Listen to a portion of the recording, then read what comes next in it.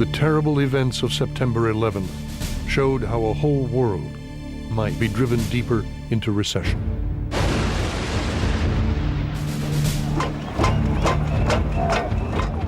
Argentina's economic meltdown has raised new fears about the perils of the interconnected global economy.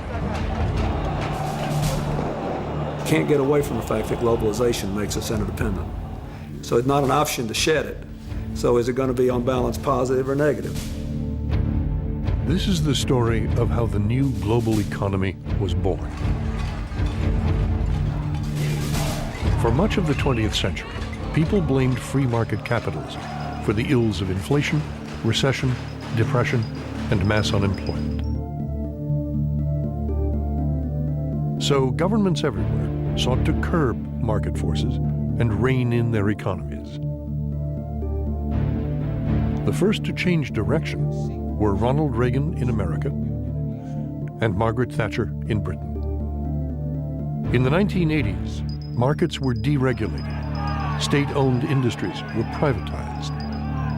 It was the start of a world revolution. Part of what's happened is a capitalist revolution. At the end of the 20th century, the market economy, the capitalist system, became the only model for the vast majority of the world. The world changed its mind in the Soviet Union and its satellites, in the emerging markets of Asia, and in the state-dominated economies of Latin America. Governments everywhere moved away from state control and towards free markets. This free market revolution has really led to the new global economy. It excites some and terrifies others. That revolution was wrenching. Tonight on Commanding Heights, the agony of reform.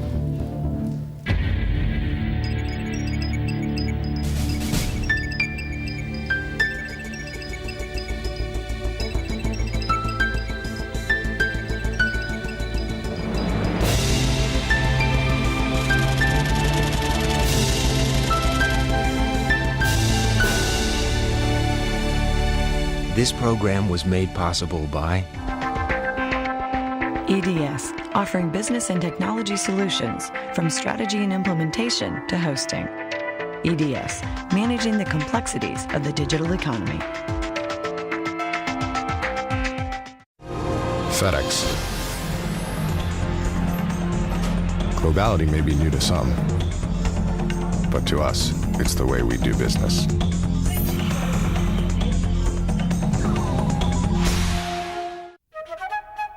We're reinventing the energy business as we develop American oil and gas, next-generation clean fuels, and renewables like solar power. We're the people of BP. Additional funding was provided by the Pew Charitable Trusts, the John Templeton Foundation, the Smith Richardson Foundation, the Corporation for Public Broadcasting, and by contributions to your PBS station from viewers like you. Thank you.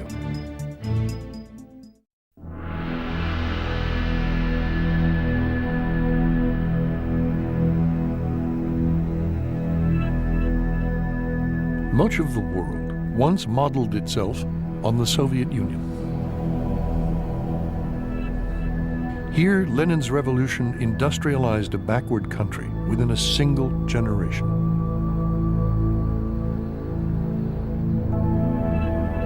The Soviet system, ruthless and centrally planned, gave birth to vast industrial complexes like Norilsk.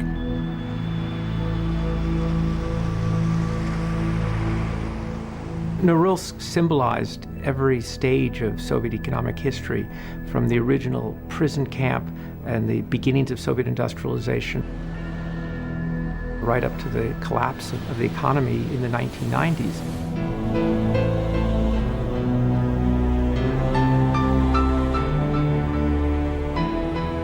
So much of its history had been tied up with the fact that it was a prison camp. Even in the early 1950s, 100,000 political prisoners were working in its mines and factories.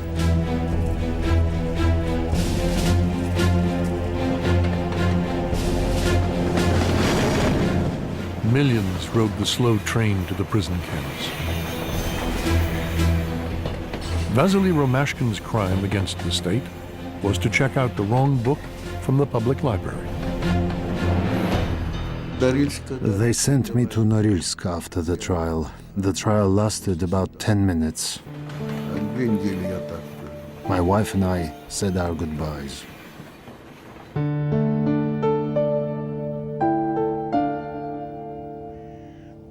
The prisoners' slave labor became a crucial component of the Soviet economy.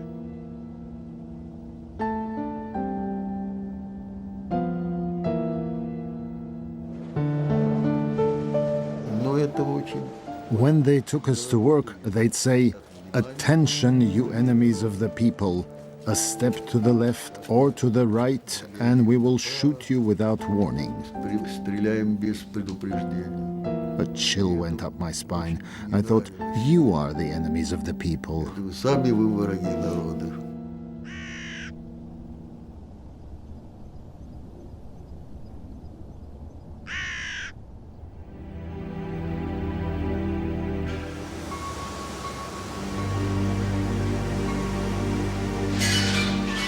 The Soviet system of central planning meant that the Kremlin controlled every aspect of the economy. The aim was to make the Soviet Union strong and self-sufficient. The Soviet Union became an industrial giant, a military superpower, and a threat to the West. Russia looked very formidable. The essence of Soviet power was its ballistic missiles. They could wipe out any country in the world in a 30-minute time. So that's a lot of power. Communism was gaining the world over, gaining by its main methods, military threat from military might. We all thought the Soviet Union was still a vast, powerful economy, huge military power, a threat to world peace, determined to extend its influence around the world. Soviet influence was everywhere in Eastern Europe, in Africa, and Latin America. Socialism, planning, state control, government ownership, these became the gospel. In Asia, the apparent success of communist China seemed to show the way.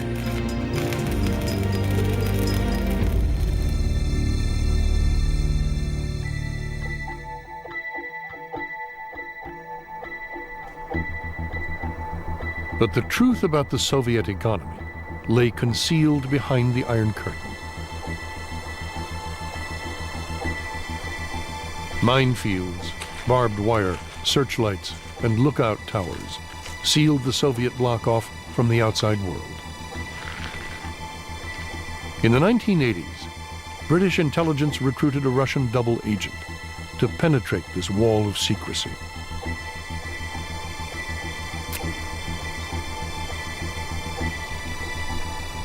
But Soviet intelligence, the KGB, became suspicious and put him under house arrest.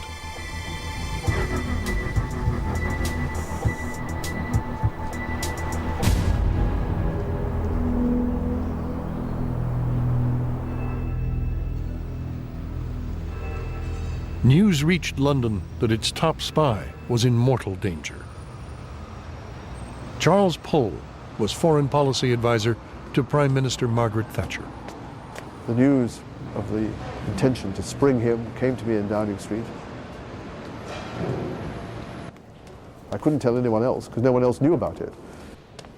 It was so sensitive that Pohl needed the Prime Minister's personal approval to activate an escape plan. Oleg Gordievsky was perhaps the most valuable agent because he understood the Soviet system from inside. In Moscow, the net was closing in on Oleg Gordievsky. At that time, I decided to use my secret, long-standing plan of escape. I sent a signal to the British intelligence.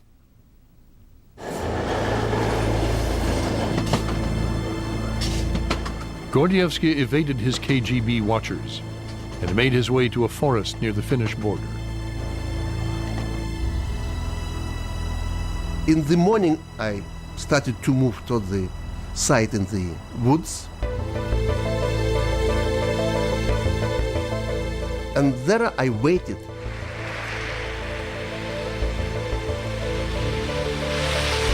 I waited arrival of cars driven by two British people.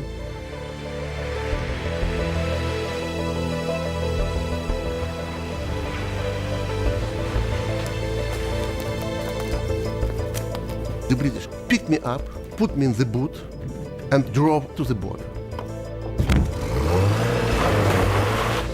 It was a very small car and very small boat.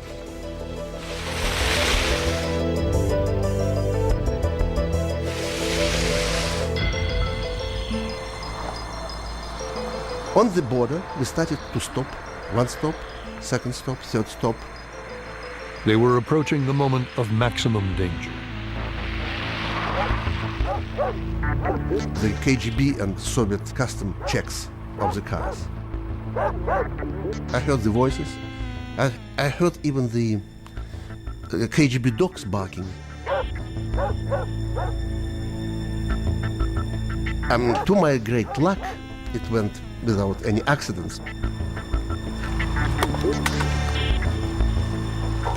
One of the British agents, a woman, threw the guard dogs off the scent by feeding them potato chips.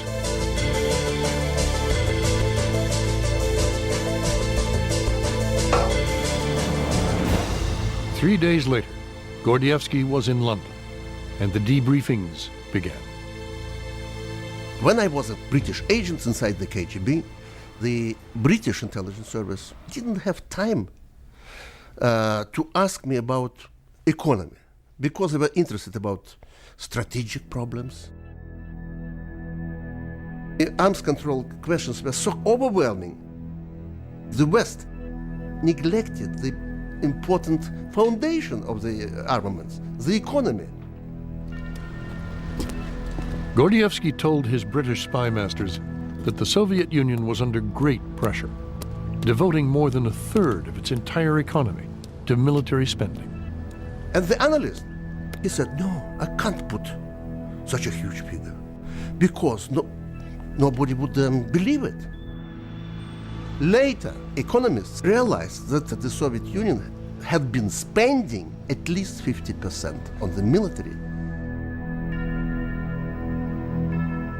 Gordievsky's information was shared with President Reagan and the Americans, and he was able to play behind the scenes a role of extraordinary influence.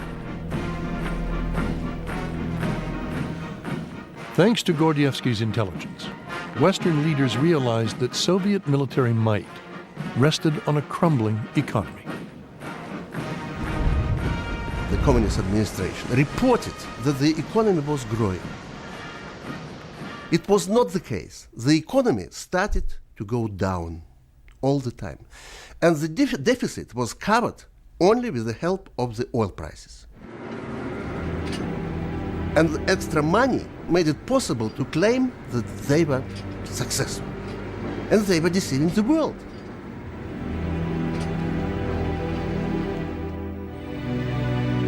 Soviet satellites circled the world, and nuclear submarines prowled the oceans.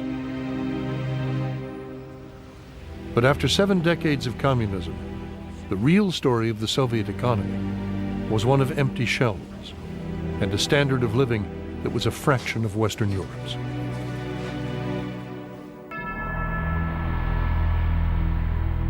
Soviet economy was neither nor. It was not a Stalinist economy anymore, but it was not a market economy. So it was no water, no fire. It was a mess.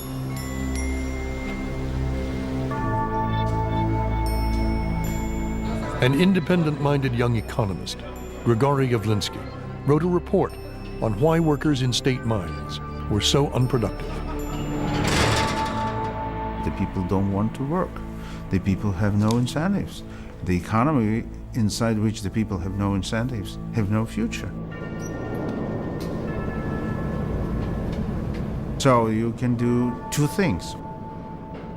Take a gun and put this gun to his head like it was at the Stalin's time, or you have to give him incentives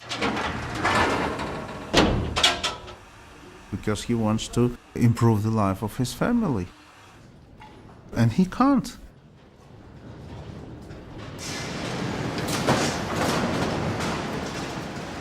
Factory managers at Norilsk could see the economy was not working because the workers were not working. При социализме хорошо работать не будешь.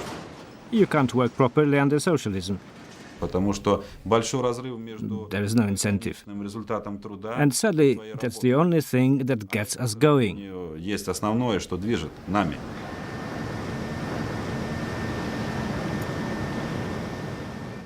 People come to work and just go through the motions. They doze off, read papers, do the crosswords. The state goes on paying them, the state gets poorer, the people get corrupted. Then bankruptcy. And that's what happened, the collapse of a great empire.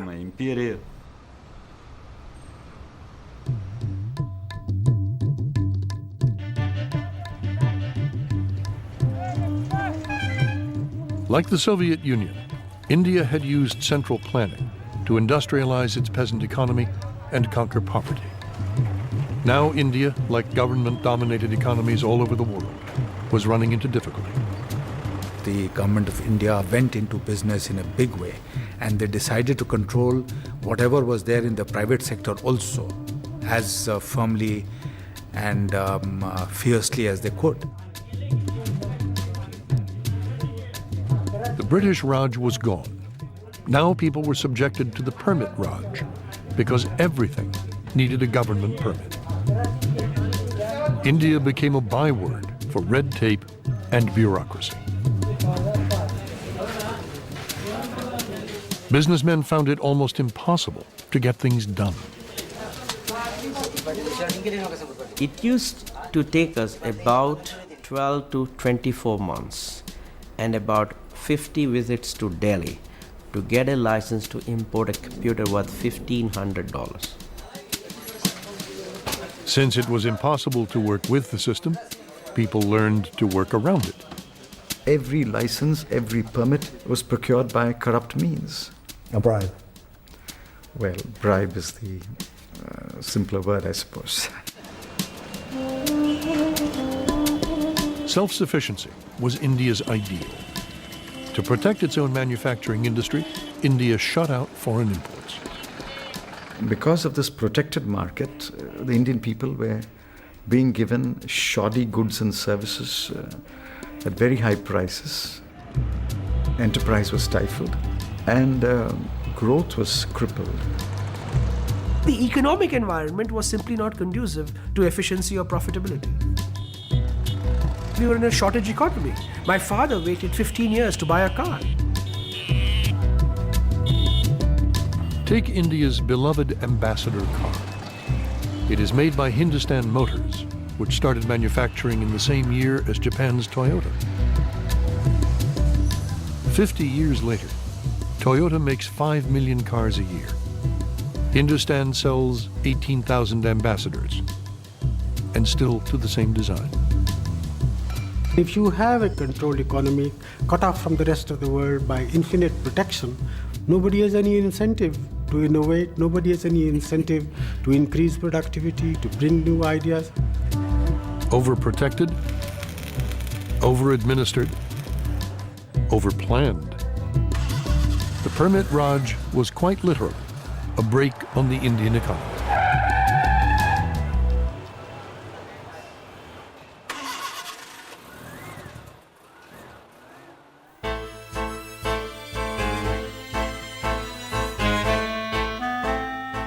In Latin America, radically different leaders shared India's suspicion of the world economy.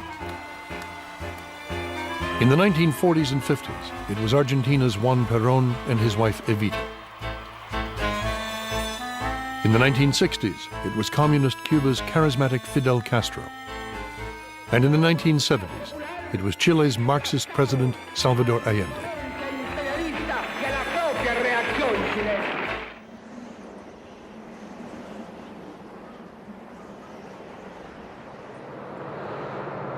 Though rich in raw materials, Latin America seemed doomed to perpetual poverty. The dependency theory of economic development seemed to offer a way out.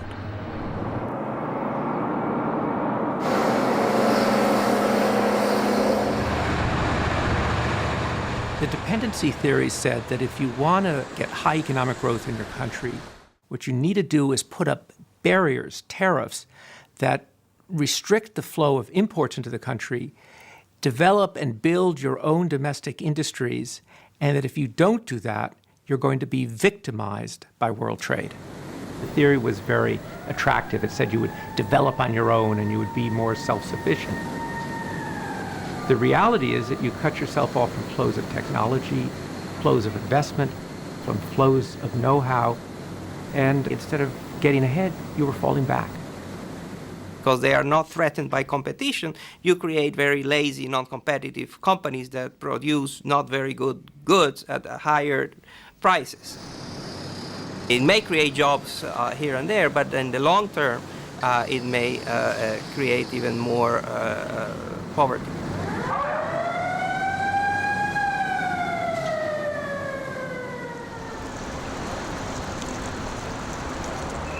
By the early 1970s, Latin American economies were in trouble. Chile elected the Marxist president, Salvador Allende. Allende's solution was not less government intervention, but more. Businesses were nationalized or expropriated. Price controls were imposed. Civil unrest grew as the economy spun out of control. We have a tremendous inflation. Chilean society became extremely polarized. It's true, it was polarized before Allende, but during Allende's period, the society was extremely polarized.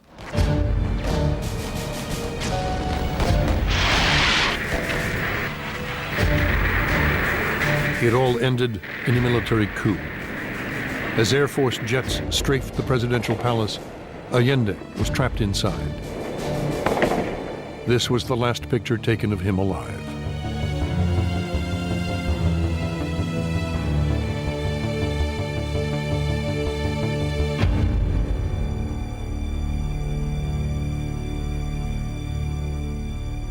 Allende supporters, union leaders, and left-wing students were rounded up in the National Football Stadium. Hundreds were never seen again.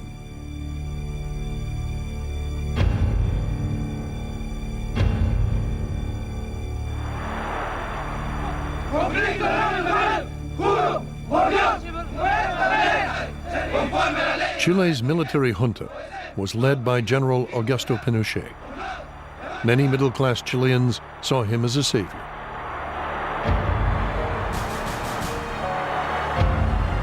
I think that Pinochet's plan was basically the plan to manage an army. He didn't have an economic policy to manage a country.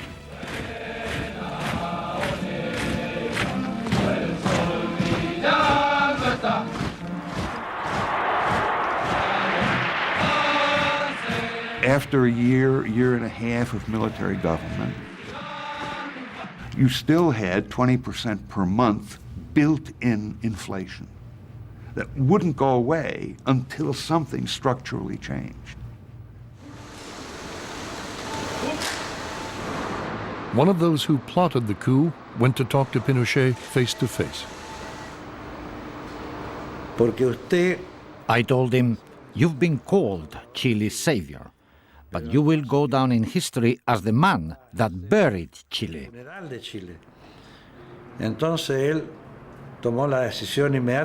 He was very shocked by this. And he said, "Okay, you've got 48 hours to come up with a national plan to fix the economy."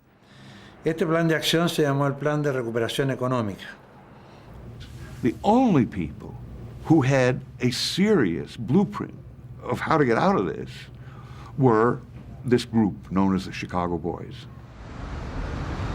The Chicago Boys were a group of economists at Chile's Catholic University who had been sent to the University of Chicago as exchange students.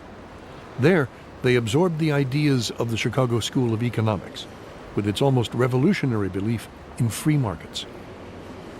What characterized the Chicago School was a strong belief in minimal government and an emphasis on free market as a way to control the economy. Professors like Arnold Harberger and Milton Friedman taught their students to mistrust state planning and government control. When the Chicago Boys returned to Chile, they brought with them ideas that were a direct challenge to the dependency theory. This small group stayed together through the Allende years, and they used to meet, I think, every Tuesday for lunch. And they would keep kind of a running document which said how they would reform this economy, how this economy has to be reformed, what is to be done to get out of the swamp that they were putting themselves in.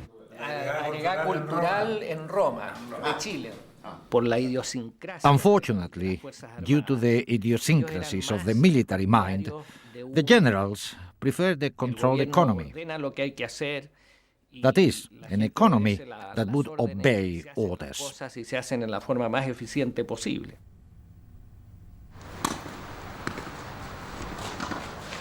Javier Vial, an influential businessman, sympathetic to the junta, was trying to push the military in the direction of the free market.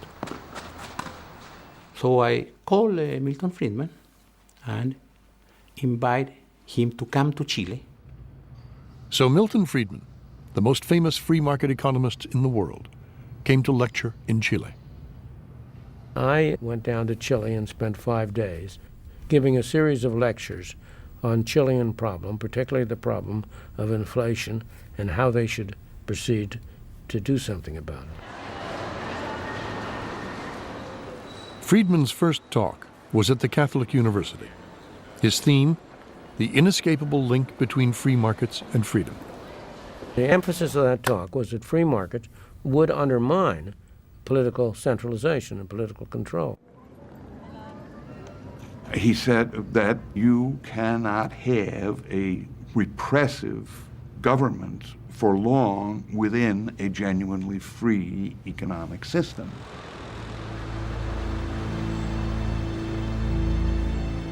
But Friedman was also persuaded to visit the grim conference center from which Pinochet ruled Chile.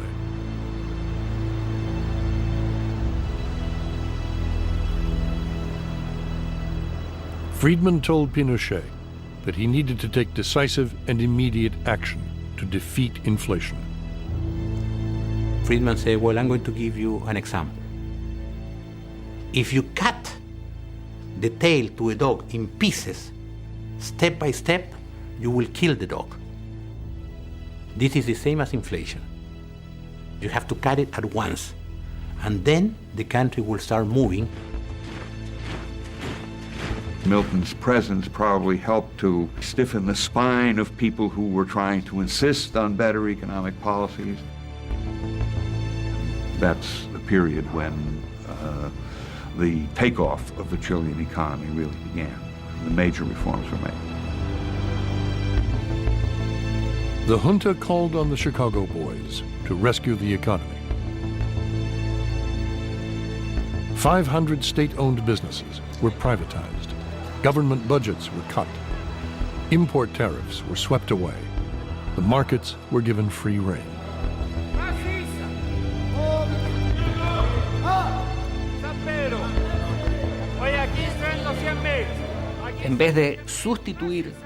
The basic thrust was to increase exports and abolish artificial price controls.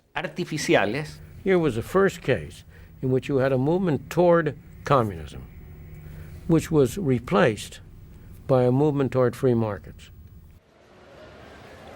There was much pain for the poorest. The cost of living went through the roof. The gap between rich and poor got wider and stayed that way. They were starting a very deep process of transformation of the economy without any regard of what happened to people. And we ended up at one point in time with 30% unemployment rate. According to the Chicago boys, the gain was worth the pain. Chile became the fastest growing economy in Latin America. They were able to start a process of deregulating the markets, opening up the economy. So that's their contribution. They were able to anticipate a global trend, and Chile has benefited from that. But at a price. At a very high price. At a very, very, believe me, at a very high human price.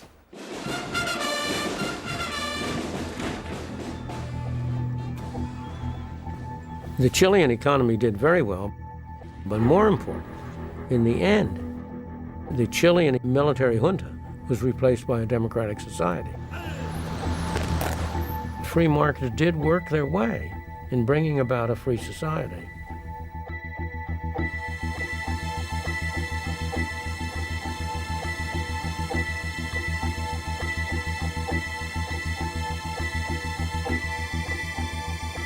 This is the monument to the 2,400 people who died or disappeared during the dictatorship.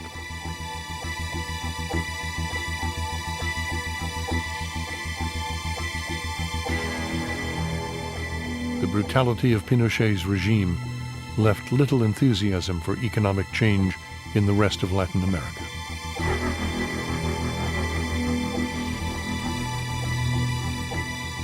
The fact that the Pinochet regime was politically unsavory allowed the left to make an association between market reforms on the one hand and repressive authoritarian governments on the other. And that was a terribly damaging connection. The intellectual elite, as it were on the side of Allende, not on the side of Pinochet. They regarded me as a traitor for having been willing to talk in Chile. Friedman then became a figure of hate, and they organized demonstrations against him wherever he went, and this went on for a period of years. The protests reached their climax when Friedman was awarded the Nobel Prize in 1976. At the Nobel ceremonies in Stockholm, I was subject to abuse in the sense that there were large demonstrations against me. It was a concerted effort to tar and feather me.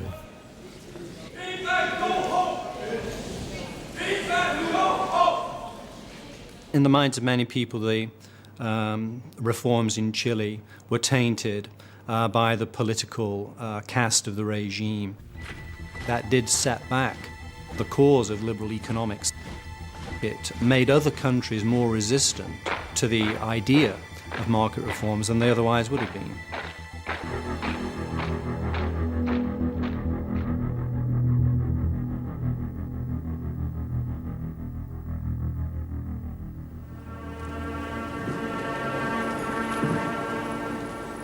The economic reforms in Chile may have had little immediate impact on the world, but the ideas behind them were gaining momentum.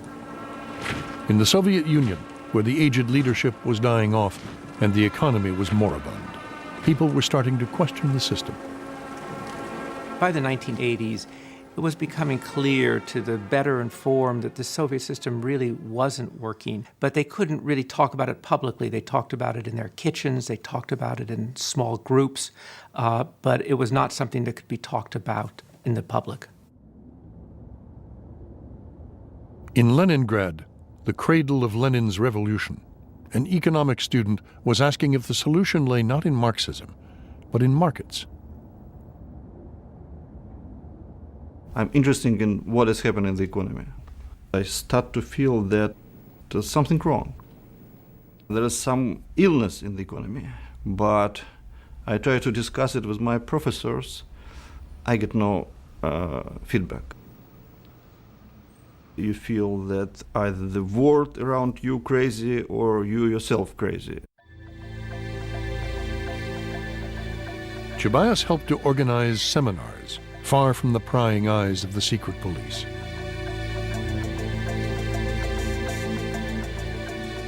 One of his co-conspirators was a young economist from Moscow. We were all in our 30s, researchers or teachers who specialized in the Soviet economy. We could see how it worked and were well aware of its weak points. I read books by Friedman and Hayek with great interest. They were our inspiration. On that stage, definitely we do understand that this thing's quite risky. Some of our sessions took place behind closed doors. We didn't trust everyone at the seminar, so we kept some people out. Our discussions were not revolutionary, but they were far beyond the limit of what was politically permissible. After a day arguing the pros and cons of a market economy, they would sit around the campfire and tell jokes. There was the idea that Gaidar will become prime minister, maybe, which sounds at that time absolutely crazy, and everybody laughing. And another guy said that, yeah, he will be prime minister or he will be prisoner.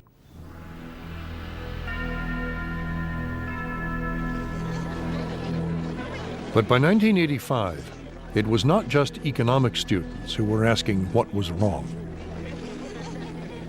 When Mikhail Gorbachev became leader of the Soviet Union, he was appalled by the economic decay. There was a government commission to examine the problem of women's pantyhose. Imagine a country that flies into space, launches Sputniks, creates such a defense system, and it can't solve the problem of women's pantyhose. There is no toothpaste, no soap powder, not the basic necessities of life. It was preposterous and embarrassing to work in such a government. Mikhail Gorbachev was what the Soviet Union had been waiting for, a new, young, dynamic leader who was going to reform the system. But that system had been propped up for a decade and a half by high oil prices. And just after he came in, the price of oil collapsed, which meant that the economic problems facing the Soviet Union were even more enormous. Gorbachev's attempt to restructure the economy was called perestroika. Perestroika was a reform that aimed at gradual political change to create an infrastructure for market economics. We had several generations with no experience of markets. You can't just announce the markets and see them appear overnight. I was actually saying it will take a generation for it to start working. He started to allow a certain amount of private enterprise, but it was really a very uneven process. He ended up removing many of the tools of control of central planning, but didn't really replace them with anything else. Gorbachev faced mounting pressure from the West. The U.S. president believed in the economic philosophy of Milton Friedman and Chicago. Mr. President! Mr. President! Mr. President! Ronald Reagan was not alone. He had a political soulmate in Margaret Thatcher.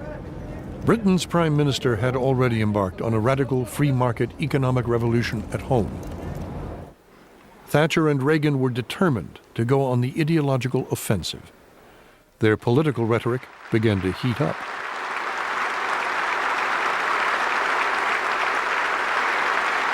Thank you very much. What I'm describing now is a plan and a hope for the long term. The march of freedom and democracy, which will leave Marxism, Leninism on the ash heap of history as it has left other tyrannies which stifle the freedom and muzzle the self-expression of the people. Up to that time, the whole doctrine had been one of contained communism. That wasn't enough for Ronald Reagan and me. And we thought we should make it quite clear to communism that it could and would never win, and that we would go and fight the battle of ideas between what the free world had to offer compared with the dictatorship and tyranny and cruelty of communism. Ever since Gorbachev's first visit to Britain, Margaret Thatcher never missed the opportunity to debate him on the evils and inefficiencies of communism and its system of central planning. Speaking to Gorbachev, she said, Mikhail, do you see how your economy is organized, centralized, entirely led by the Kremlin?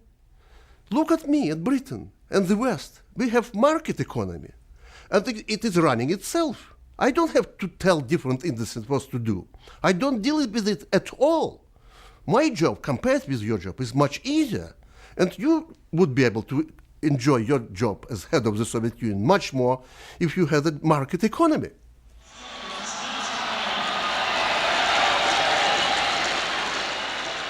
In 1987, President Reagan carried this war of words to the most symbolic stretch of the Iron Curtain, the Berlin Wall. General Secretary Gorbachev, if you seek peace, if you seek prosperity for the Soviet Union and Eastern Europe, if you seek liberalization, come here to this gate. Mr. Gorbachev, open this gate.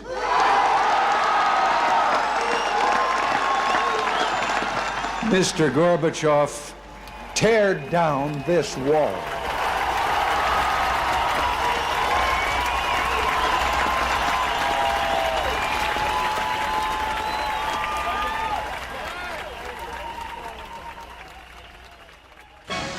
To było ważne wydarzenie w stosunkach międzynarodowych. Po raz pierwszy złożył wizytę w Polsce. Margaret Thatcher carried the free market message to Poland in 1988. Premier Margaret Thatcher. Mrs. Thatcher had agreed to meet the communist leadership provided she could also visit the port of Gdansk. Almost a decade earlier, in 1980, shipyard workers here in Gdansk had taken a stand against communist rule. They had struck against the price rises and food shortages caused by a crumbling economy. Their leader was an electrician named Lech Walesa. The country was so much in debt, with the West refusing to lend us any more, that the whole system was failing.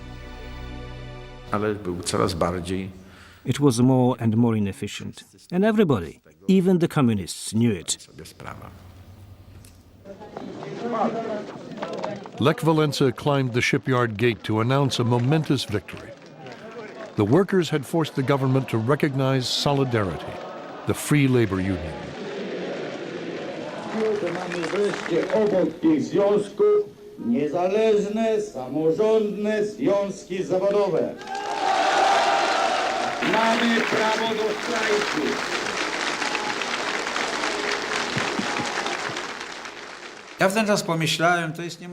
I thought they didn't know what they were fighting for.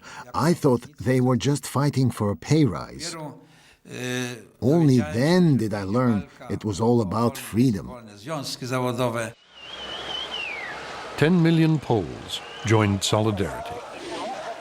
Under Walesa's leadership, Solidarity became the main opposition to communism.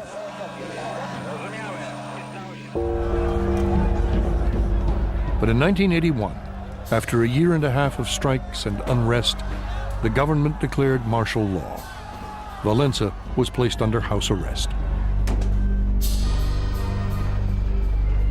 When Thatcher visited Poland in 1988, she demanded that the communist government allow her to meet Lech Walesa. You didn't say no to Mrs. Thatcher. No one refused her.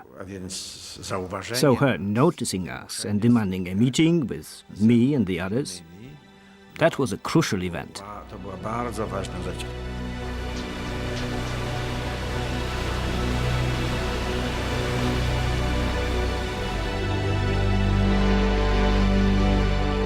She came into the city of Gdansk on board a small ship. And as she went past the shipyards, all the cranes and the dockside was lined with shipyard workers, all cheering and waving. And one began to sense here was an extraordinary experience in the making.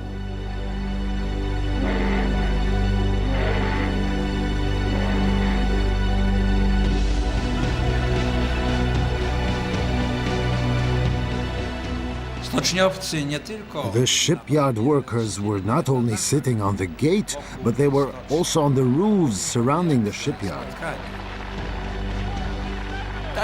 She's a tough lady. She conquered the hearts of the people of Gdansk.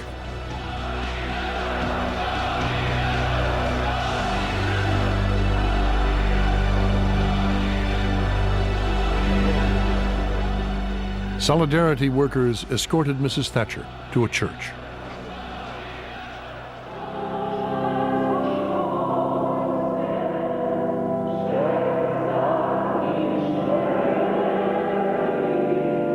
Great crowds sang the Solidarity anthem, a haunting anthem.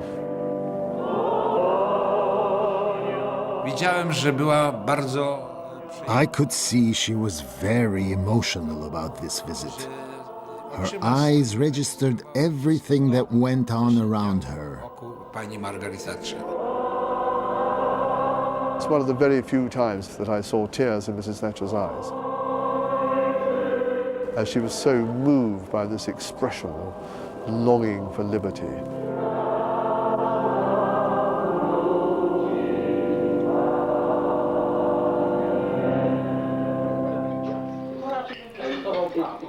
At the house of Valence's priest, Margaret Thatcher met with the leaders of Solidarity.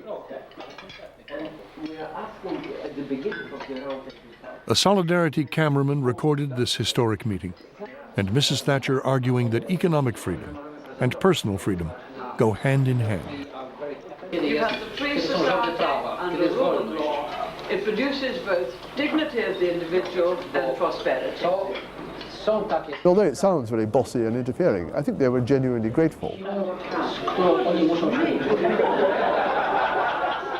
You, Solidarity, she said, you must have your own ideas and plans worked out. It's no good just being popular. How do you see the process from where you are now to where you want to be? Because whatever you want to do, there's not only what you want to do, how practical way you see it coming about. If you were to write down the 10 steps from where you are now to where you want to be. At one point, she said to Wałęsa, but how do you get your thinking over to the Polish government? And he laughed and pointed to the ceiling and said, there's no trouble, they've got this meeting bugged.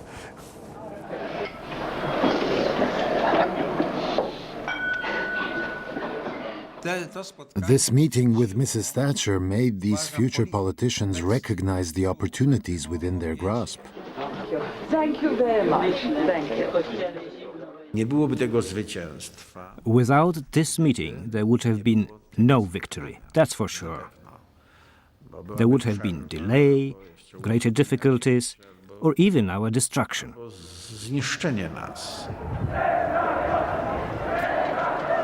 Thatcher's free market message seemed to offer an escape from a Polish economy that was debt-ridden and riddled with shortages.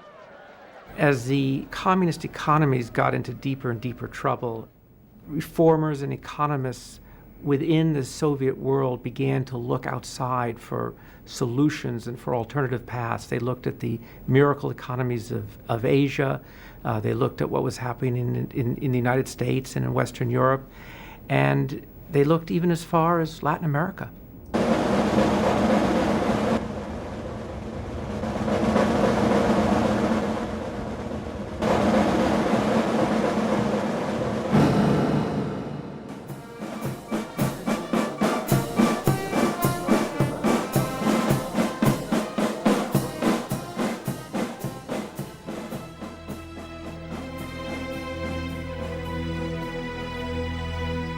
One of the poorest countries in Latin America, and with a history of 189 military coups, Bolivia was also one of the most unstable. When I was going to college in Texas, first question you'd be asked is, who's the president of Bolivia this week? Second question down the road was, you're from Bolivia. Ah, Bolivia. What's the inflation rate in Bolivia this week? Because we had galloping hyperinflation that destroyed our economic base. We found that Bolivia was the 7th highest inflation in the history of man. 23,500%. Prices increased by the hour.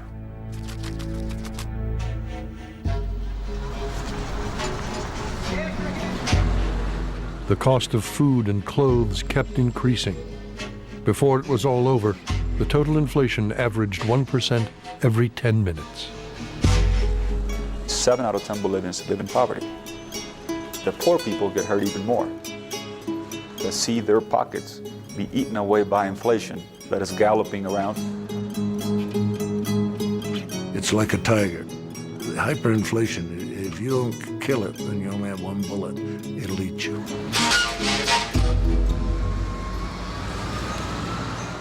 The root of the problem was government finances. The government was spending 30 times more than it received in taxes. Across the continent, Latin America's uncompetitive economies had been piling up debt.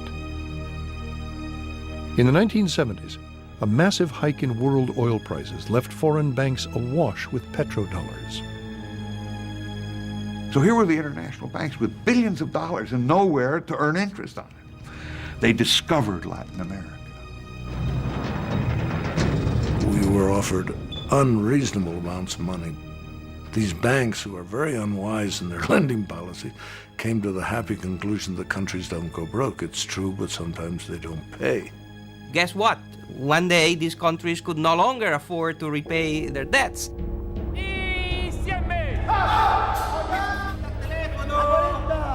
In 1982, a financial crisis in Mexico triggered a chain reaction that caused the 1980s to be known as Latin America's lost decade. Bolivia was probably the most severe case of how things had gone wrong in Latin America. For decades, they just printed money. They collected no taxes. If you can't collect taxes, you have to make money up somehow, and so you just printed it. Bolivia was a basket case. We were considered hopeless. We had help from nobody. We were totally alone. The World Bank had closed its office. The IMF had pulled out its representative. And the American government and other friendly nations wouldn't answer the telephones.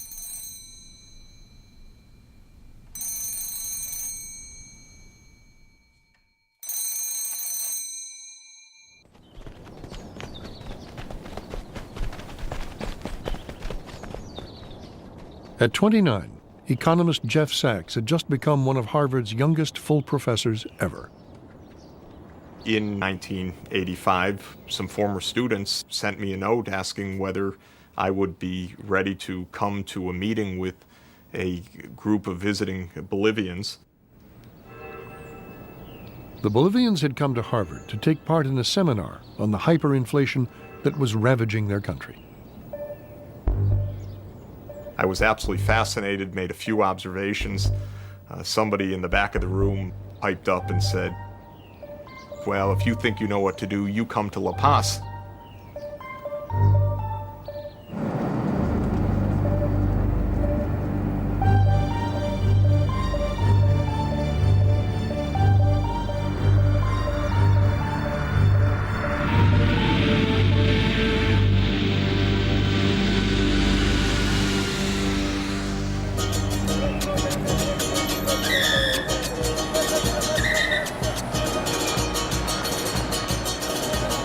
When I got to La Paz in July 1985, the inflation rate was about 60,000%. It was an extraordinary and terrifying thing to see, actually.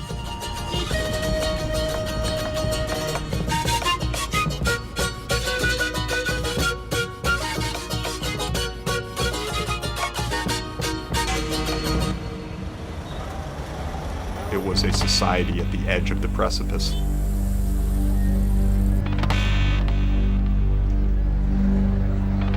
Bolivia's politicians were paralyzed. Only one man seemed to know what to do.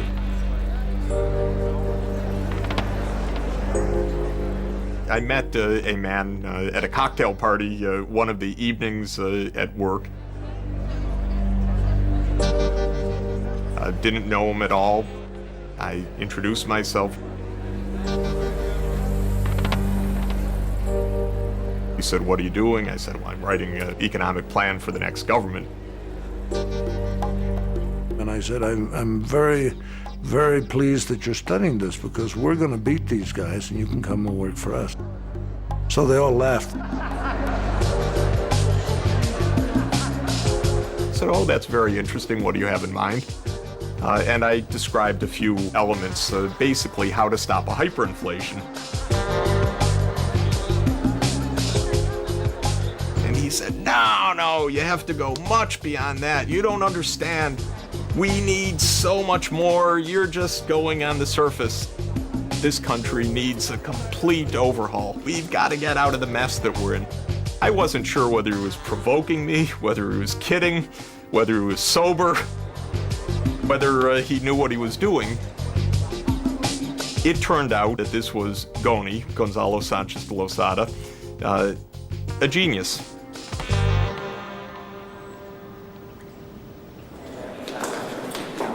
Goni's party did win the election, and he became Minister of Planning. He told the president that Bolivia was running out of time. We told him, you have 90 days before Bolivia's hyperinflation becomes the highest inflation in world history. So he told us, okay, you have 20 days, you have to start working now. There was a big discussion whether you could stop hyperinflation or inflation period by taking gradual steps. In this, Jeff Sachs was influential. He's had all this gradual stuff that just doesn't work. When it really gets out of control, you got to stop it. Like in medicine, you got to take some radical steps, otherwise your patient is going to die. To avoid leaks, they worked at home.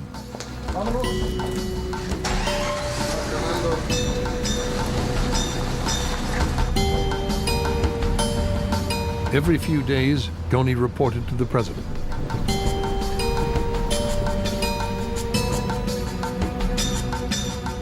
We said, look, boys, you got one chance.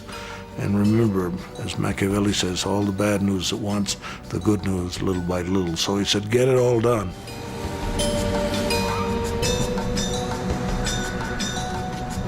Shock therapy is get it over, get it done, stop hyperinflation, and then start rebuilding your economy so you achieve growth. In August 1985, Goni went public with a program called shock therapy. It caught everybody by surprise. It had great credibility. It was a shock. Shock therapy spelled the death of dependency theory. Government spending was slashed. Price controls were scrapped. Import tariffs were cut. Government budgets were balanced. We didn't use highly sophisticated economic theory to deal with hyperinflation. We just used very simple things, such as from now on the government will only spend what it gets. You get 1 peso, spend 1 peso. You get 2 pesos, spend 2 pesos. If we don't have it, we don't spend it.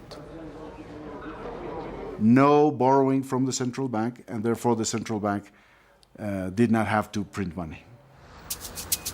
Shock therapy meant that the price of essentials, transport, food, fuel, all shot up.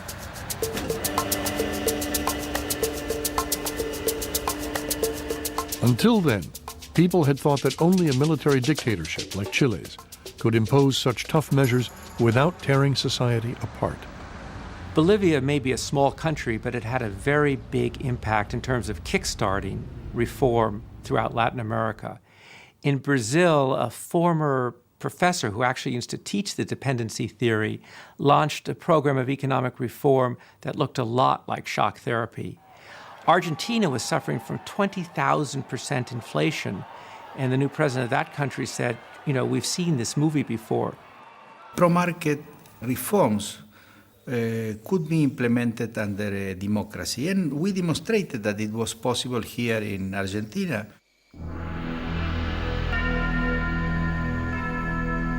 All across Latin America, governments began to sit up and take notice. I think the Bolivian experience did have influence. The fact that we did it in democracy, we did it without great social violence, had impact on economic thinkers and on politicians. In late 1985, and as we were struggling late into the night with the problem, he said, you know, this is extraordinarily hard, but what's happening here, this is going to happen all through Latin America. I watched it unfold, one country after another. It is a curious fact of history that what happened in Bolivia was to have a direct impact on the frozen economies of Eastern Europe.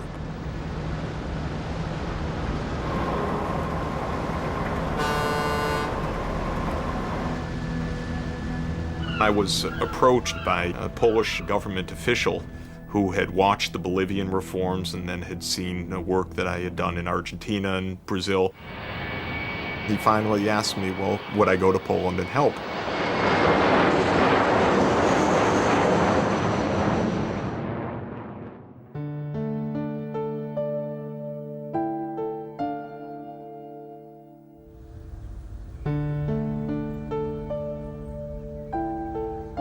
The Poles themselves feared that they were descending into starvation.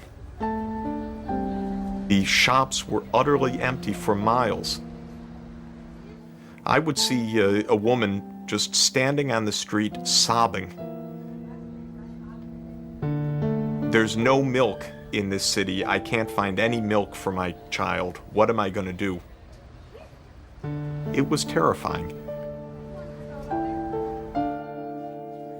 Sachs arrived on the very day that roundtable talks agreed there should be free elections in Poland. The situation was more than dramatic. One can change a political system overnight, but an economic system needs years. System ekonomiczny trzeba lat.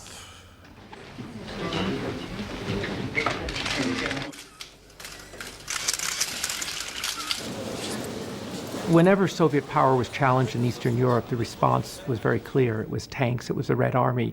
That was the case in Berlin in 1953, Budapest in 1956, Prague 1968. But the answer was different in Warsaw in 1989. Solidarity won 99 out of 100 seats. The head of the Polish Communist Party called Moscow for directions. Mikhail Gorbachev's answer was stunning. Do nothing, accept the outcome of a free election. And that was really the phone call that ended the Cold War. And of course, the great symbol of the end of the Soviet Empire was the fall of the Berlin Wall. One country after another broke free of communism. Poland, Hungary, Czechoslovakia, Romania. 1989 was truly a miracle year. Poland was free. Now Solidarity had to liberate the Polish economy. Late one night, Sachs met the Solidarity economist Jacek Góra in a Warsaw apartment. I was trying to explain how you get out of this mess that the communist system had left behind. Every couple of minutes, pound on the table, tak, tak, tak, yes, yes, yes, rozumiem, I understand. And we'd go on, and, tak, tak, rozumiem, rozumiem. And it was very, you know, it was really exciting. We went on for a few hours like this. I was exhausted. The room was filled with smoke. He said, okay, clear. Write up the plan. We got up. I said, well, this will be a great honor. We'll send you something just as soon as we can. No! Tomorrow morning, I need the plan. I laughed and he said, "I'm absolutely serious. I need this written down now."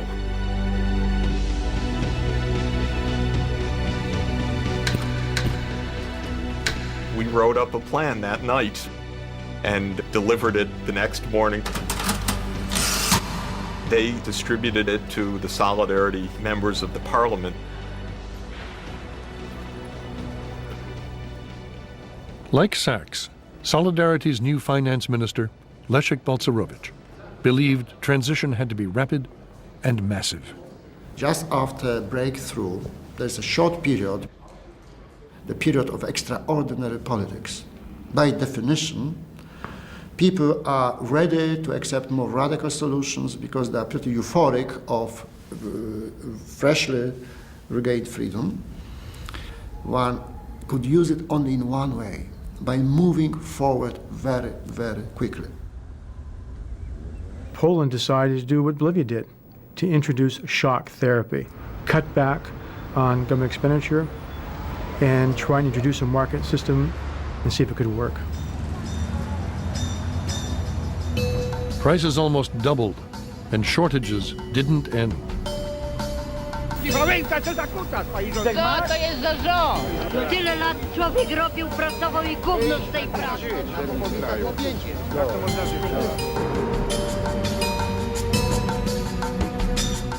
All Balcerowicz could do was chew his nails and wait for the law of supply and demand to kick in. But then, after a few days, farmers began to bring their produce to market.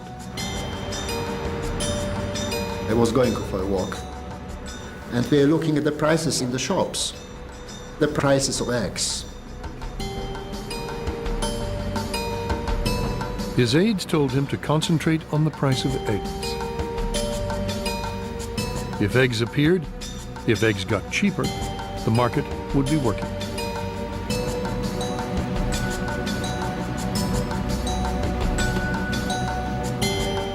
Eggs did appear. And then the price of eggs began to fall. And I remember that very important day when the prices of eggs are falling. This was one of the signals that the program, stabilization program, is working. But reforming state-owned heavy industries would prove a much bigger challenge. Once Poland became free, one of the problems I have to face was a fight about privatization.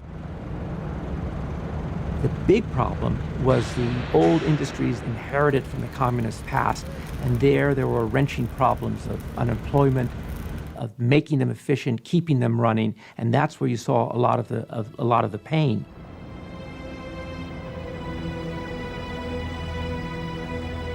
Making overmanned, state-owned industries efficient or profitable meant wide-scale layoffs for Poland's blue-collar workers. When I became the prime minister, the euphoria of transition was almost over. We had 20,000 strikes, sometimes organized by my former colleagues from Solidarity movement. Solidarity began to lose support as workers felt the pain of reform.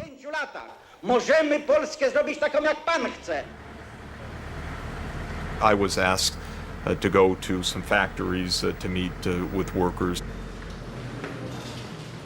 to try to explain what my vision of this might be.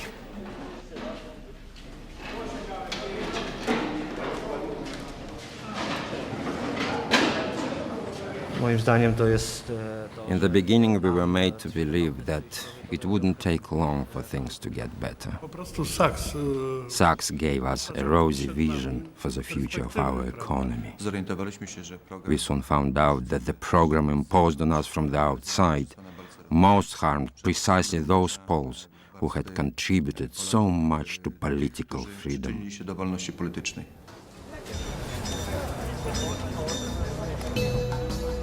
But elsewhere, the market was flourishing. Tens of thousands of small businesses sprang up, and the Polish economy began to boom. You suddenly had thousands of people trading the same products in front of the state-owned shop, but at a much lower price. This is phenomenal because it shows enormously entrepreneurial drive of the Polish people. When you have your 5 minutes, take it. When the Polish people finally got that opportunity, they took the chance. They used the chance. At the Soviet embassy in Warsaw, a special observer from Moscow had been monitoring the economic reform. Soviet embassy in Warsaw had the feeling that this is a disaster for them. They didn't want to send my telegrams to Moscow.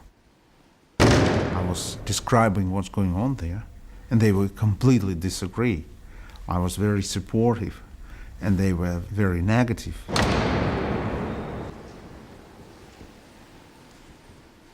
I was sending the analysis to Gorbachev.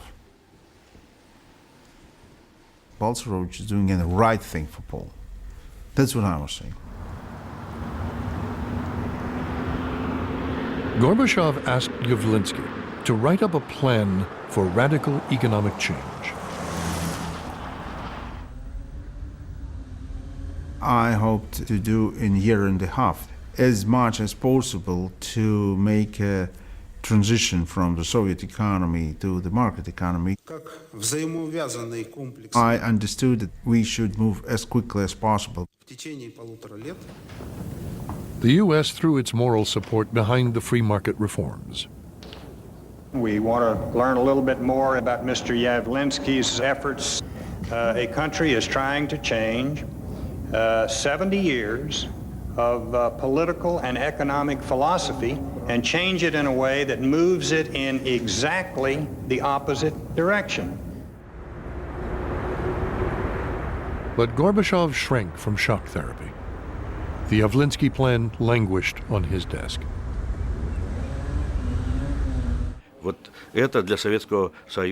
Poland was definitely a pilot project, and the fact that reforms started there was very important. But please understand, no country can repeat the reforms of another country. Gorbachev was looking at Poland, he's looking around the world, trying to find some formulas that would help the Soviet Union make the transition. And what more logical place to look than in communist China, which is marching towards the market.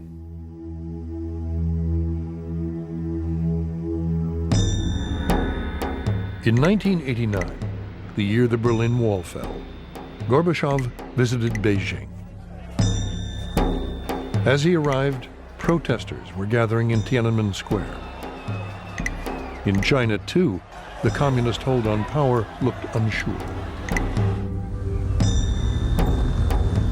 But Gorbachev found the Chinese economy was being transformed under its leader, Deng Xiaoping.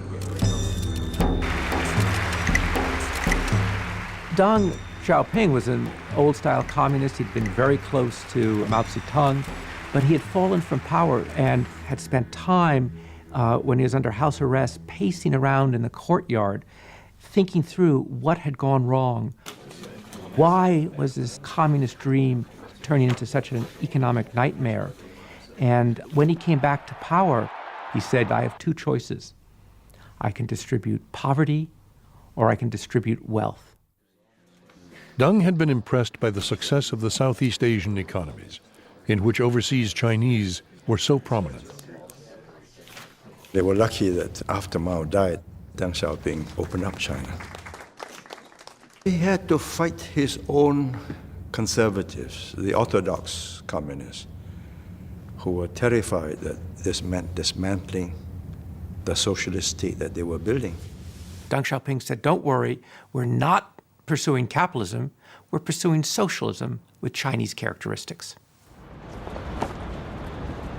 The Chinese decided to keep the political system of communism, but to get rid of the economic system called communism and go towards market socialism. With that, they could keep their political control, but also have the benefits of the marketplace.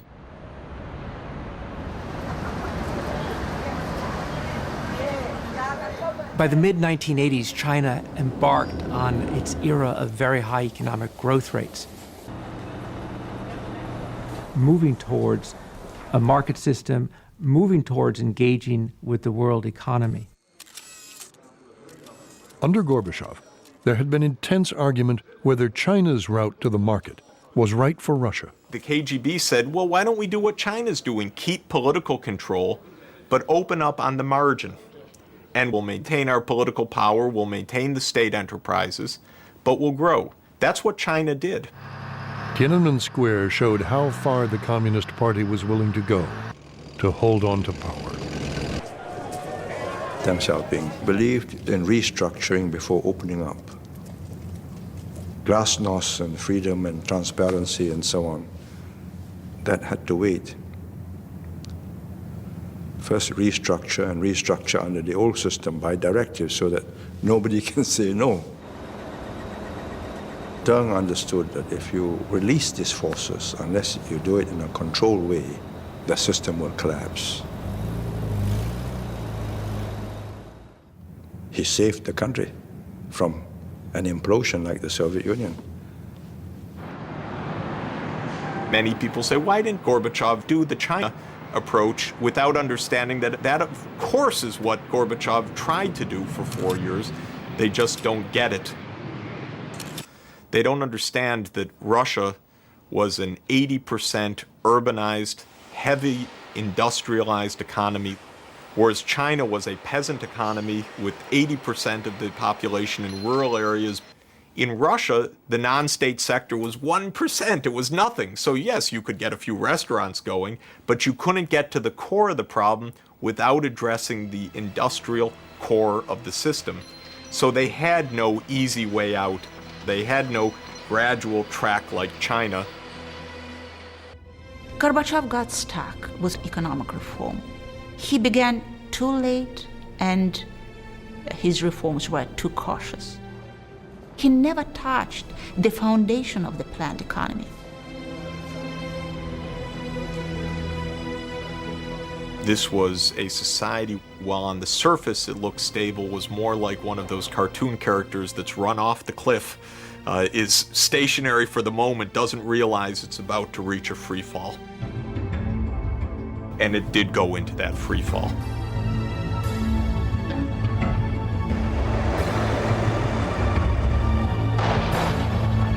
In August 1991, die-hard communists staged a coup.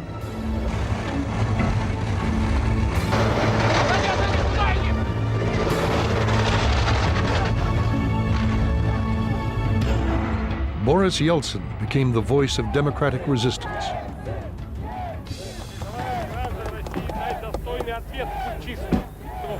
The coup collapsed. Gorbachev survived the plot, but his prestige was destroyed, and the Soviet Union's days were numbered. The end of December 1991, Mikhail Gorbachev went on Soviet television. He told his viewers that the Soviet Union would, within a few days, cease to exist legally. After 7 decades, the Soviet Union was over. It was finished. Fade to black.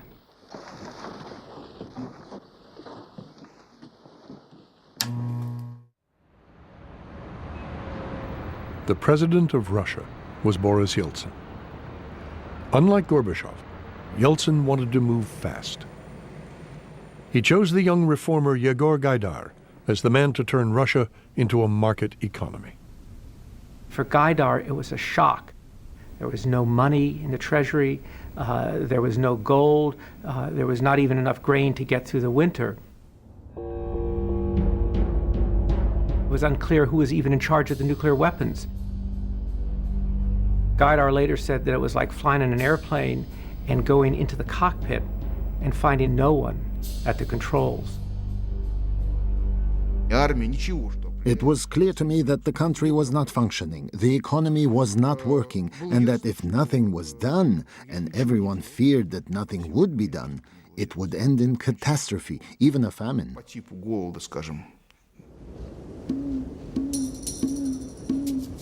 Gorbachev's halfway reforms had left the economy in a tailspin.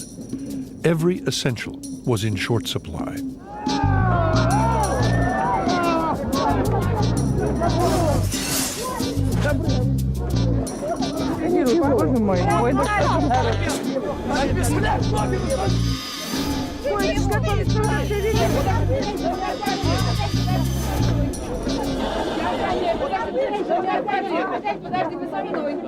We've been queuing every day to get something.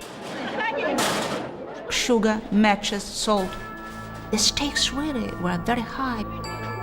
Economic situation was absolute disaster. Inflation was about 20% a month. The shelves stood empty. The prices were skyrocketing. Gaidar had to move very fast. Gaidar was now in charge of the entire Russian economy, and he was still only 35. He assembled a team of youthful free market reformers, among them 36-year-old Anatoly Chubais. Communist hardliners nicknamed them the little boys in pink shorts. Jeffrey Sachs, now 36, was called on to advise on economic reform. I, of course, had the Poland experience in mind. Russia turned out to be something quite different. The parliament was dominated by communists and other parties that opposed reform. Gaidar was under remarkable political attack from the first moment. It wasn't 7 days after the start of reform that the head of the parliament called for the resignation of the government, for example.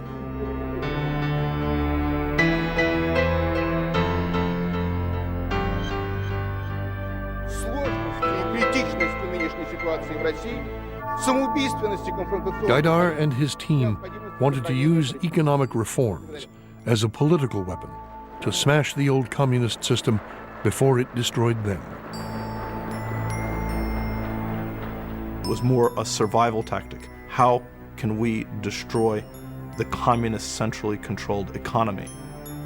Let's destroy the army, let's destroy the KGB, and let's destroy centrally controlled planning, rather than how are we going to build an economy.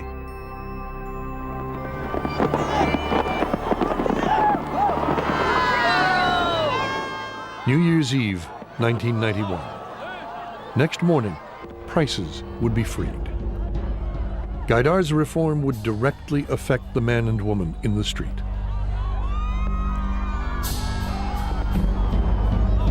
It would also mean the end of everything the communists had stood for.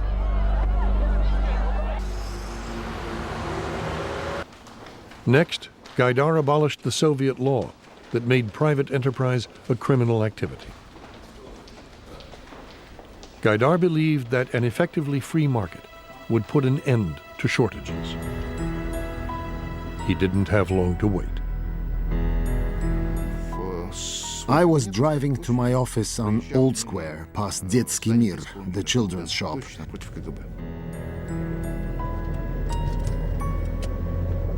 And I saw a huge crowd of people.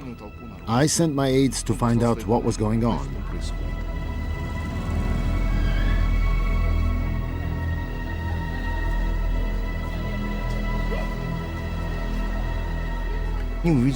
And they saw hundreds of people with various kinds of goods. They were holding up the decree on the freedom of trade whilst trying to buy or sell stuff. So that's when I understood that in 75 years it had not been possible to extinguish this entrepreneurial spirit. That was one of the pivotal points. Starting from then, there were no more shortages in Russia.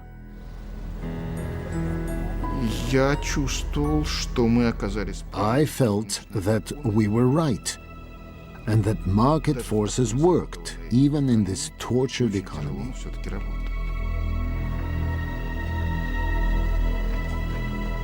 The market may have been reborn, but for ordinary Russians, reform meant higher prices. I hurried to a department store to look at the faces of Muscovites. whether they would revolt looking, at all these skyrocketing prices, because Gaidar thought that they would increase twofold. They increased 12-fold. Prices kept rising. The hardliners who controlled the central bank made it much worse. Their policies fueled inflation.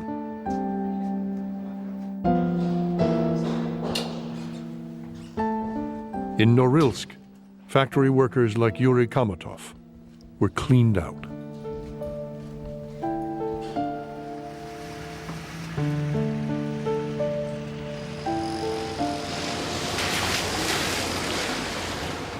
Chubais talked about reform, but under him and Gaidar, nothing improved.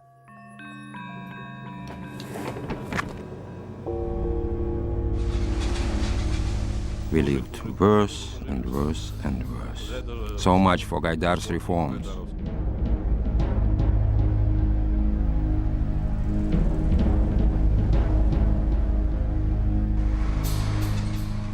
Many came north to earn the money, to buy a house, a flat, a car, to save for a pension. And then in one day you were left with nothing. It was so sudden.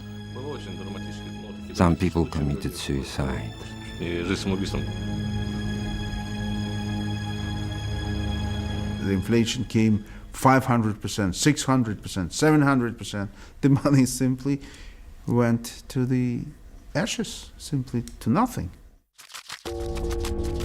The population was simply smashed by that hyperinflation. And that's undermined all belief to the economic changes.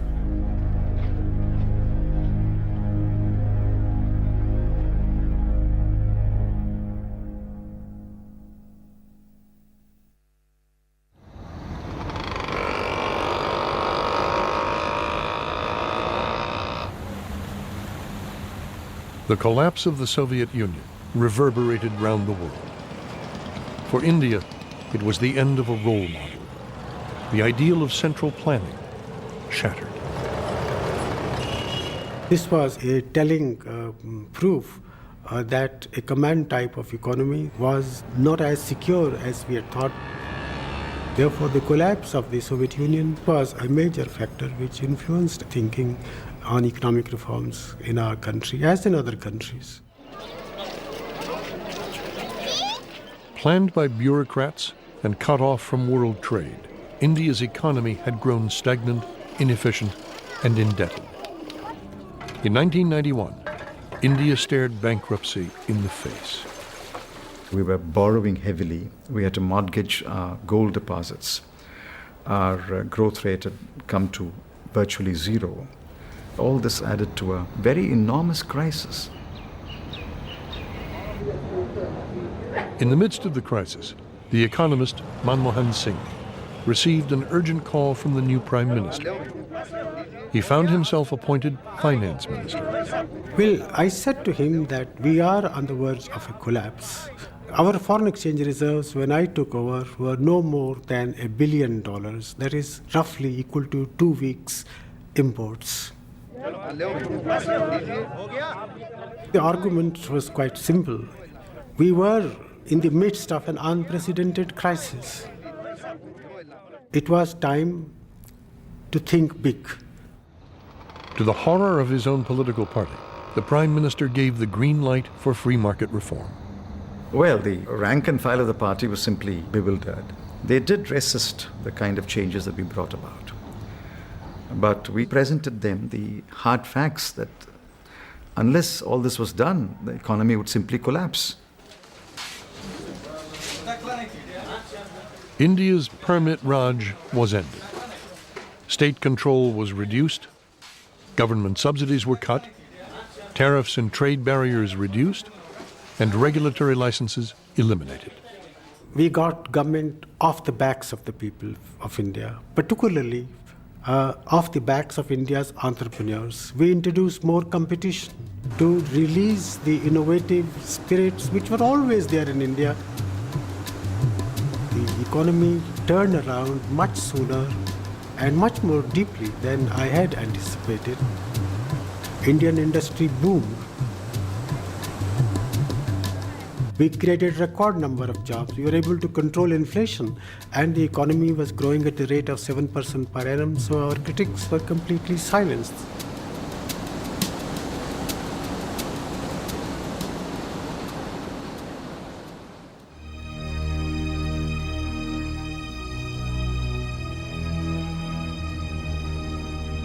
In Russia, the commanding heights of the economy were still in the hands of the state.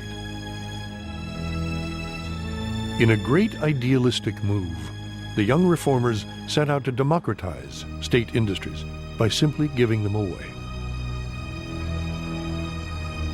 In charge of this program of privatization was Anatoly Chubais. Он повторял. The 70-year communist monopoly was about to be overturned. Russian citizens were given vouchers, which they could use to acquire shares in privatized companies. We need millions of property owners, and not just a few millionaires. All Russian citizens, workers, pensioners, and small children will be given privatization vouchers worth 10,000 rubles. There was a problem. Not one company was ready to be privatized. They had distributed 144 million vouchers to the people, but had no practical idea on how to get companies through the privatization process and actually into public hands, away from the state. The young reformers asked Boris Jordan, one of the first foreign bankers to set up shop in Moscow, to find a company to privatize. But they had to move fast. They knew that if they didn't at least launch the program by December 9th, 1992, when the Congress of People's Deputies was getting together, the communists were going to kill privatization. The young reformers were in a race against time.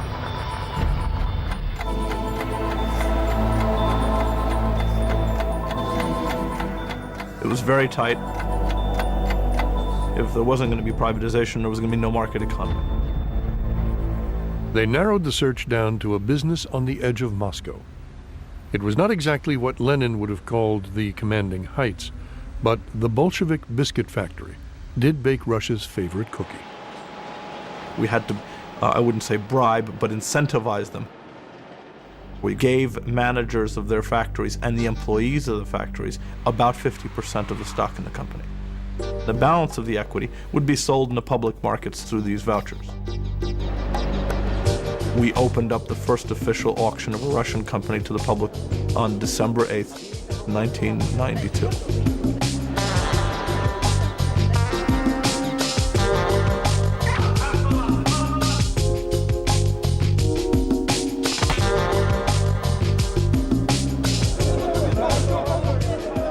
On the day of the auction, fury at the economic reforms boiled over in Parliament.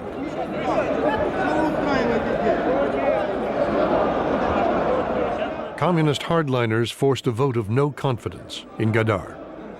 I remember it very well. We'd already opened the auction, and I was sitting in the auction center. I was watching the television, and I watched Gaidar get removed. Communist opposition had forced Yeltsin to sacrifice Gaidar. His replacement, Viktor Chernomyrdin, was a product of the old Soviet central planning system.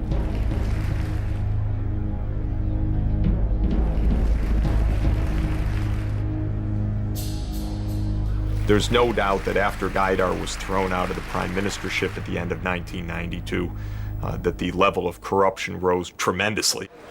State companies were sold off, and the trade in vouchers led to a fledgling stock exchange.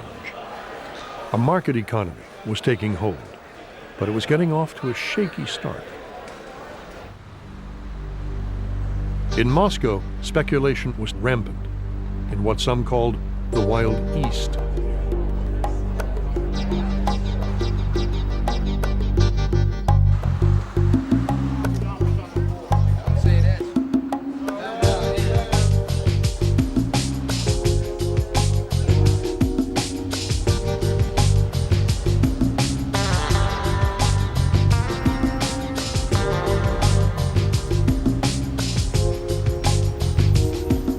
lot of societies have corruption.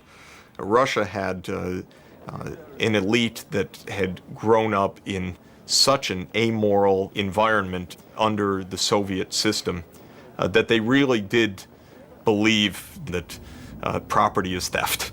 Okay, now we're in a private property system, we'll steal it.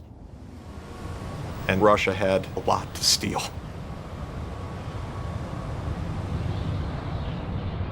You had the oil, the gas, the nickel, the chromium, the diamonds, the gold. This extraordinary combination of huge natural resource reserves, and they were in state hands. The biggest companies, the major industries, were still controlled by their all-powerful managers, former Soviet apparatchiks. Known as the Red Directors, they were utterly opposed to the young reformers and privatization. The only way to privatize the commanding heights of the Russian economy was to wrest control away from the Red Directors. In Eastern Europe, the real democratic revolution happened. It was a real replacement of the political elite. In Russia, the same people changed the jackets and changed the portraits in the rooms. And instead of saying communism, Lenin, and 5 years plan, started to say market democracy, freedom. I do remember one of the first meetings with directors. She was very tough. She was very tough. They hate the language we speak, they hate the face we have, they hate everything which was connected with us. These guys was the real owners of the country. I was fighting for the real commanding heights in terms of who run the economy. Who run the economy? Market or the Soviet directors?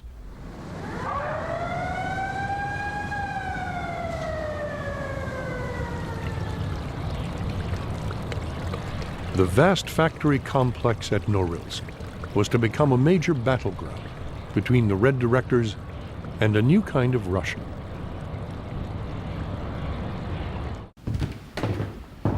Vladimir Potanin was a buccaneering businessman who quit his job in the foreign ministry and within a few years built a small trading company into one of Russia's leading banks.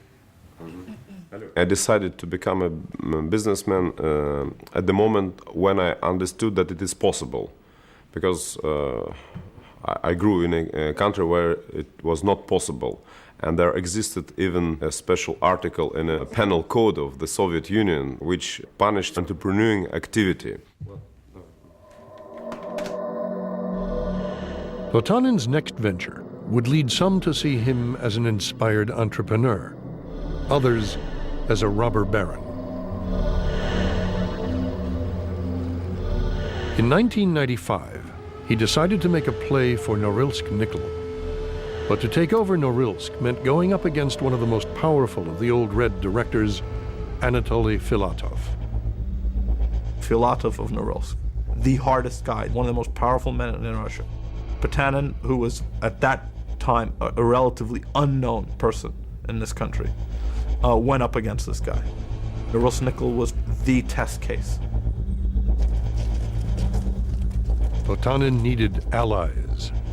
These were the richest of the new entrepreneurs. They came to be known and hated as the oligarchs. By 1995, we had a new business elite who, in my opinion, were efficient owners and qualified managers. But they had no property in their hands. That's why it was the struggle between old Red Directors and new managers who gained their money, let's say, themselves. To break the power of the Red Directors, the oligarchs needed political support. It was politically very difficult to withdraw, let's say, this power from the Red Directors. Even the government and even Chubais were not strong enough to win easily this struggle.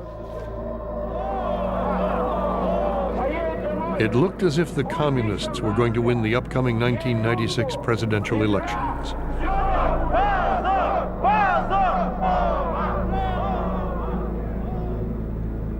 Yeltsin and the reformers had to find a way to stop them.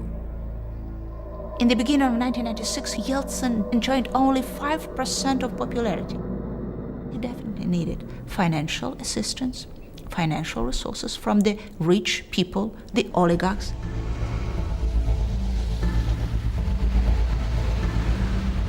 The government and the oligarchs needed each other, and they needed to move fast.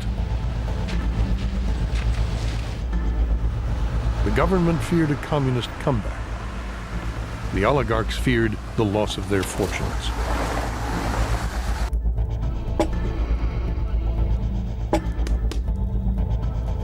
The oligarchs hammered out a secret deal that would enable them to acquire key industries at a knockdown price.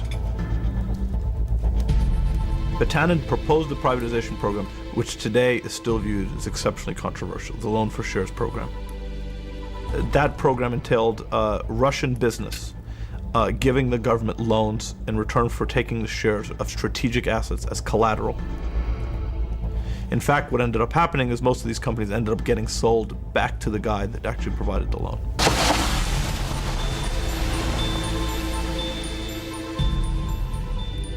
The oligarchs' money would help Yeltsin fight the presidential election. In exchange, they wanted the commanding heights.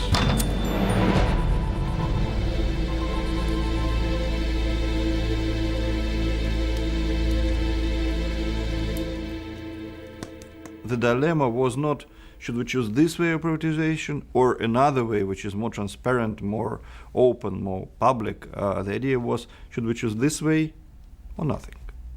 The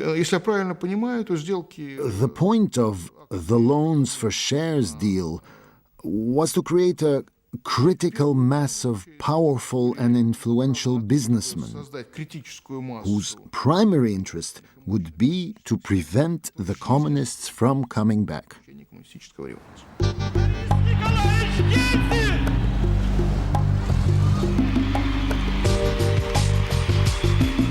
With their media companies and wealth, the oligarchs backed Yeltsin's re-election campaign.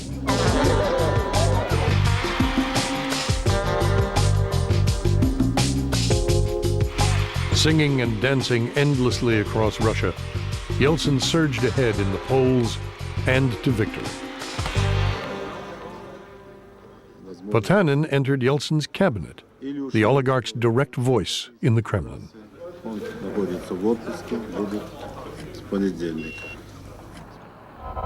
Putin had won Norilsk nickel, and with it, a third of the world's nickel.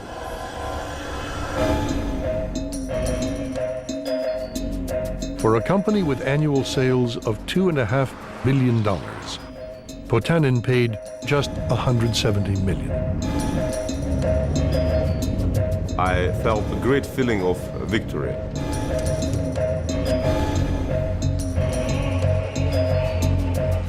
Several years before, it was even difficult to think about struggling with red directors. The struggle was won by us, by those who came, who were younger, who were more active and more prepared for competition. Many years later came a feeling of great responsibility, because when you win, you become responsible for everything what is going on. But it came a little bit later. To many, the loans for shares deal was more than a scandal.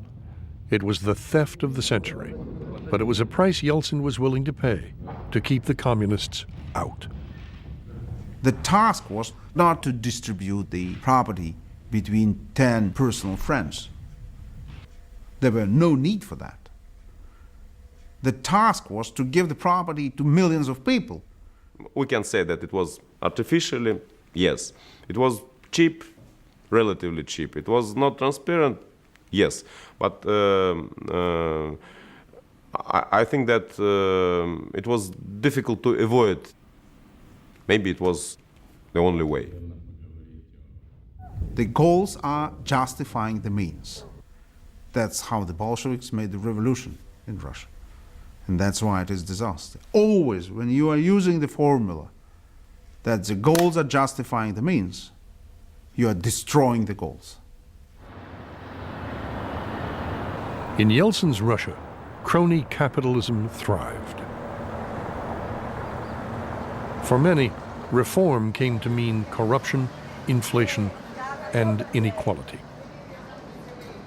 Then in 1998, Russia defaulted on its debts and the stock market crashed. The Yeltsin era ended with his abrupt resignation on New Year's Day 2000.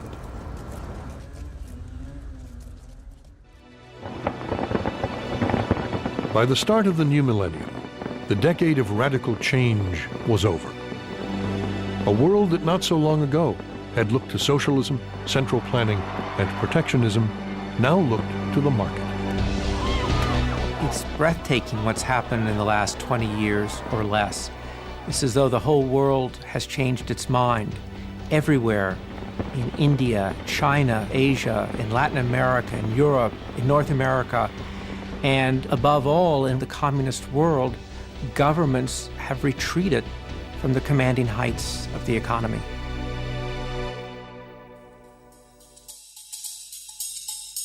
Having thrown off communism, the countries of Eastern Europe continued to embrace free markets. Poland has flourished. What's driving Poland are 2 million small businesses, almost all started after economic reform. Of all the cases of shock therapy around the world, that in Poland worked just about the best. It really got the economy going.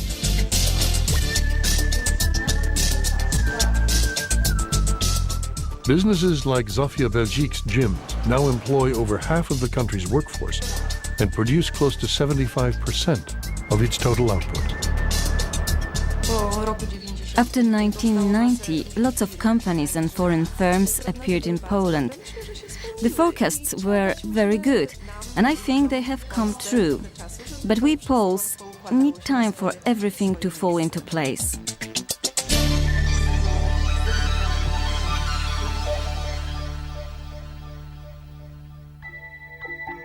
In Latin America, the result of reform has been mixed. Chile continues to set the pace. A democracy, it follows free market policies and is one of the world's 7 fastest-growing economies. The first democratic president after Pinochet maintained the reforms and also tried to improve on them.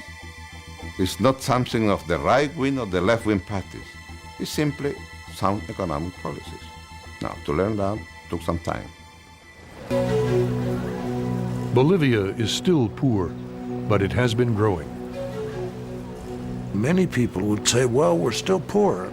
I would say to them, Bolivia, before we stabilized the economy, was a poor country with hyperinflation. Bolivia, after we stabilized the economy, is a poor country with stability. I think there is some disillusionment in Latin America that they have had problems despite the reforms. Getting to a steady, high rate of growth is a difficult thing, and it certainly requires more than sorting out your inflation problem. And now we see a sort of financial collapse in Argentina. For several years, Argentina looked like the poster boy for economic reform, but it turned out that the reforms were quite incomplete. The country ran up huge international debts. In 2002, it had an economic meltdown. At the end of the day, the strains were too much, and now we see a great deal of political turmoil, raising all kinds of questions for the future.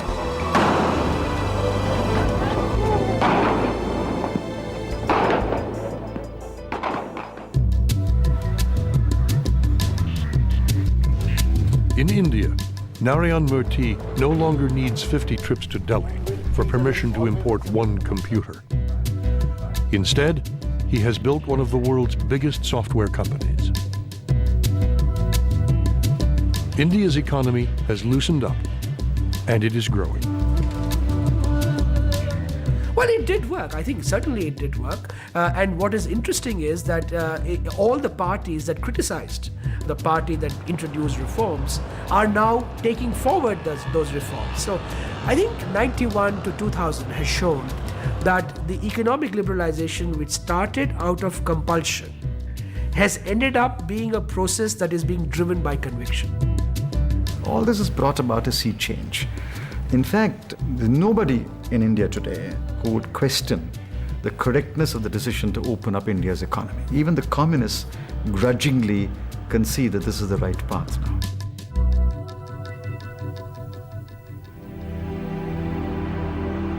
In Russia, ironically, the 1998 stock market crash and the default on debts may have been a turning point. A second chance for Russia's still new market economy. Under President Putin, the institutions of a market economy strengthened, and the oligarchs were reined in. Russia has changed a lot since the loans for shares deal of the mid-90s. It's had strong economic growth over the last several years. Companies have modernized, and a lot of the reform legislation that should have been done 5 or 6 or 7 years ago has finally been enacted. I remain cautiously optimistic. But even if Russia gets out of this mess, even if democracy survives, even if all market reforms take root, and all of that is possible, the 1990s was so costly unnecessarily that I'll never be able to look at it and feel that, gee, it all ended up well in the end. The problems are still there, the problems of inadequate health care, all the way to corruption, but it's a society that's changing. President Putin sees Russia's future as being part of the world economy.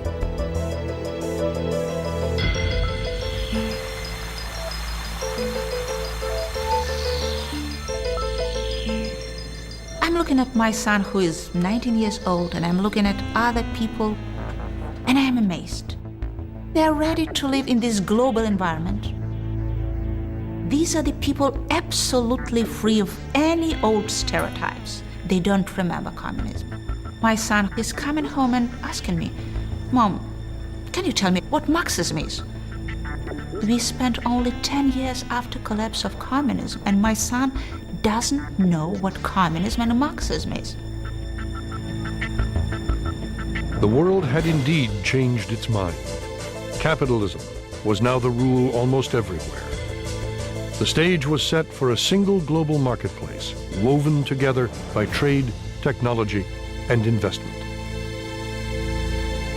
The era of globalization had begun.